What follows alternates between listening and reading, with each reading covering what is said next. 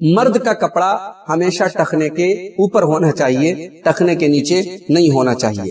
حضرت جابر رضی اللہ عنہ کہتے ہیں کہ اللہ کے نبی صلی اللہ علیہ وسلم نے فرمایا وَإِيَّاكَ وَإِسْبَالَ الْإِزَارِ، اپنے کپڑے کو ٹخنے کے نیچے لٹکانے سے بچو، فَإِنَّ إِسْبَالَ الْإِزَارِ مِنَ الْمَخِيلَةِ، کپڑے کو ٹخنے کے نیچے لٹکانا یہ تکبر ہے، یہ غرور ہے، گھمنڈ ہے۔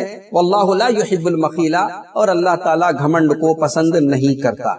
ناظرین، یہاں ایک غلط فہمی دور کر دوں، ہمارے بہت سارے بھائی یہ سمجھتے ہیں کہ کپڑا ٹخنے کے نیچے اگر کرنے کا مقصد تکبر ہو تب حرام ہے، عام حالات میں کپڑا ٹخنے کے نیچے ہو تو کوئی حرج کی بات نہیں۔ جی نہیں، ہمیں ہر حال میں اپنا کپڑا ٹخنے کے اوپر رکھنا ہے۔